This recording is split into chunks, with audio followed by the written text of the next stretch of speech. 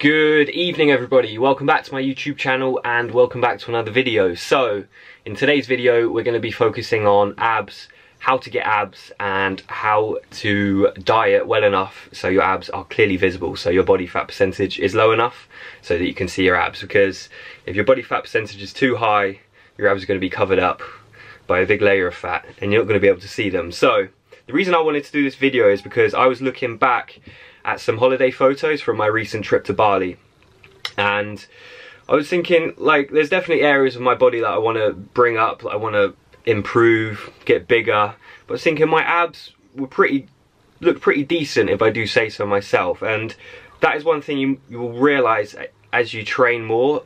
Something that sets your abs apart from other parts of your body is that you can see progress pretty quickly with abs, I would say. For instance, before I started my cut in March, 3 months before my trip to Bali, I was coming out of the end of like maybe a 6 to 8 month bulk, and literally there were no abs to be seen in those pictures. 3 months later down the line, Bali, my abs are very visible. My body fat percentage had dropped right down and my abs are really visible, and that was only within 12 weeks really, but I had 2 holidays. So, but I will go into that. I'll go into my whole approach to the cut. So, as I said, started my cut in March. I will be showing you pictures hopefully as I'm talking, so you don't just have to look at my ugly mug. March 20th is when I started the cut. As you can see, I mean, I think I look really bad. You can even see the weight in my face as well. I was looking at old YouTube videos and my face, and it didn't help that I had a big beard, but particularly my face just looked very bloated to me.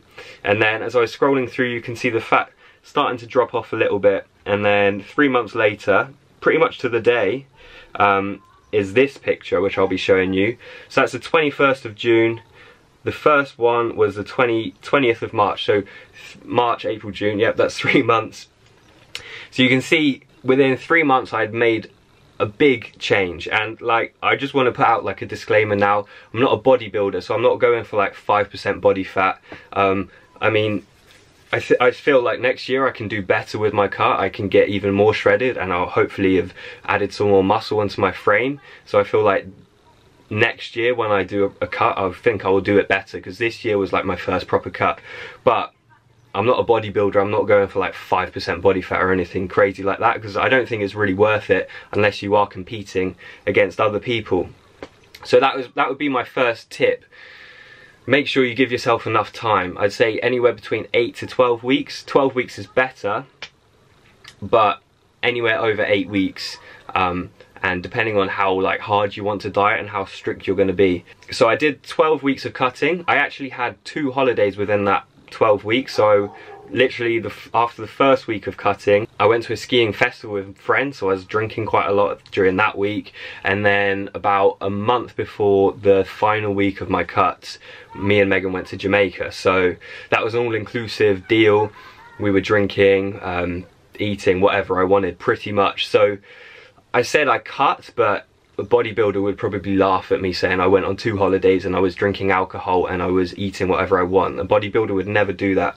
But that's the difference between me and a bodybuilder, and you're going to see a difference in physiques and end product, but I'm happy with the end product that I achieved in Bali. So yeah, that would be my first tip. Definitely give yourself enough time. Now, you've probably heard the saying, it's quite a popular saying, abs are made in the kitchen.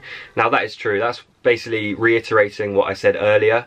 You need to make sure your body fat drops to a low enough percentage so that your abs are clearly visible. Now, I don't actually have any idea what my body fat percentage was by the end of my cut.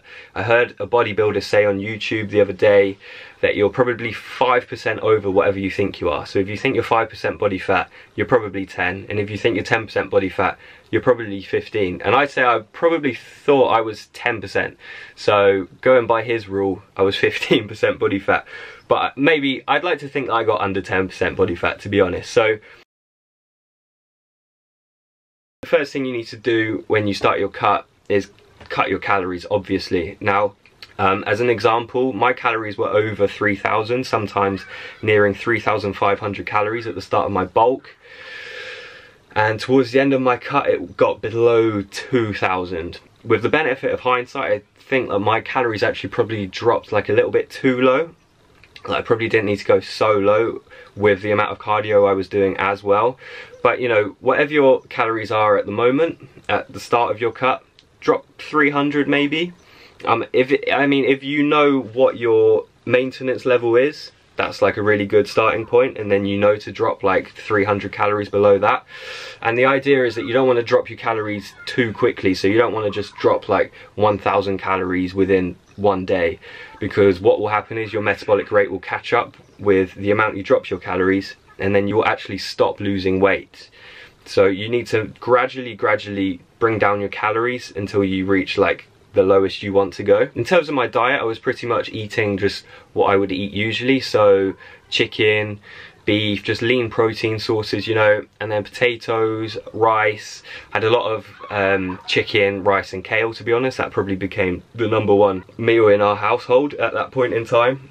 And then you want to try and stay away from calorie dense foods as well, like things like olive oil. Have a little bit of olive oil in your diet, but just not too much. Things like avocados, nuts, any kind of like butter, you know, just really calorie dense food you want to try and stay away from, because as you cut your calories you will be going hungry a little bit, and so having low calorie dense foods is better because you're obviously going to get more volume and not be taking in too many calories. Another thing you'll see people do when they're cutting is completely cut out alcohol, completely cut out certain foods. They won't eat out, they won't go to restaurants, they won't even go to family gatherings, stuff like that. Now, I wasn't really about that. I wanted to get in good shape, but I wasn't willing to turn down any, you know, social events or anything like that. So I was drinking alcohol, but it was cut back drastically, and eating out and stuff. I mean, I don't really eat out that much anyway, but I wouldn't say no. But if it's maybe like once every other week, I wasn't going to say no to that. And you know, I still got to a body fat percentage that I was pretty happy with. So that is the main thing. Just think about where you want to be in terms of progress by the end of your cut, and you know, adjust your cut accordingly. If you want to be 5% body fat, then yeah, don't go out to restaurants, don't drink alcohol, you know, don't have a life. And that's fine, I'm not looking down on anyone that does that, but I just didn't want to do that. And I still feel like I got in good shape, good enough shape for holiday, you know. So the next thing in terms of cutting is cardio. So some people like doing fasted cardio. I do think the science probably suggests that fasted cardio doesn't necessarily burn more calories, doesn't necessarily burn more fat. But I did get into fasted cardio and I did really like doing it. I just liked the way it felt. So I'd literally wake up, have a black coffee, go do 40 minutes to an hour on the Stairmaster, sweat loads, be drinking loads of water, and then I'd come back, then I'd have my first meal, which would be like eggs and a toasted muffin, or half a toasted muffin by the end of my cut. And so although, yeah, the science seems to suggest that fasted cardio is a little bit of a myth, I just like doing it. And so if you like doing it, do it, but it's not essential. So as I said, if you don't want to do it, feel free to do cardio whenever you like. And so the next question would be, how much cardio should you do? Now, you could look at it from like a time perspective, or you could look at it from a perspective of how many calories are you burning. So I'd say if you started burning 200 calories through cardio per day, plus you were in like a 300 calorie deficit, that's a very good starting point.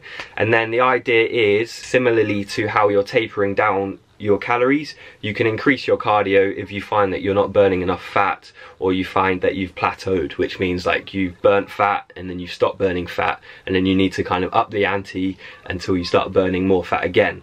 So start 200 calories, see how that week goes, see how much progress you're making, and then gradually just up and up the calories that you burn doing cardio. So that pretty much covers diet and the amount of cardio, what types of cardio you should be doing. So moving on, we start talking about ab exercises and how I like to train my abs. Now, I'll just run through a list of some of my favorite ab exercises, and I'll show you some clips of what they look like. So I have to say, my favorite ab exercise is hanging leg raises. Now, if you find it hard to stop yourself swinging, you can kind of do it on the tricep dip machine and do a hanging leg raise that way. And then if you get really good at hanging leg raises and you start finding them a little bit easy, you can start trying to do toes to bar, which is where you just lift your legs up a little bit further and lift your toes all the way to the bar. They're really, really good. And then another one that I really liked for abs is decline sit-ups. So on the decline bench, you can just perform normal sit-ups.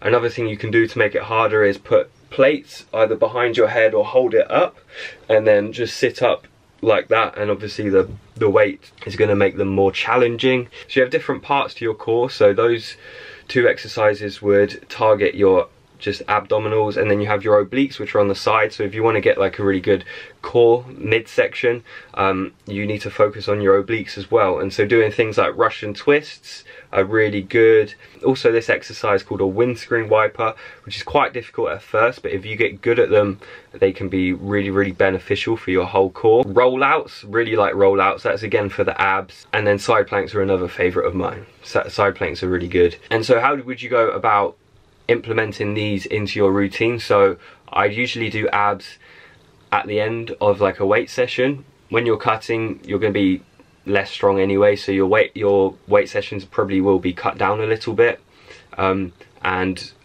I would do that in order to make more time for cardio and more time for abs, so you don't end up spending 5 hours a day in the gym. You can either do abs like 3 sets of 12, like how you probably would train other muscle groups, or what I actually prefer to do is make little circuits, and I just find it gets everything done quicker. It means your core is being engaged and it's active for more than just a minute, which is very good for building muscle. Your core is a very resilient muscle group, your whole core, like, because you use it every day. Like when you're walking, you're using your core. So in order to actually really sort of cause damage and challenge your core, you need to train them like for longer periods of time. So that's why circuits are really good. And now I'm going to leave you with this ab circuit, which was my absolute favorite ab circuit.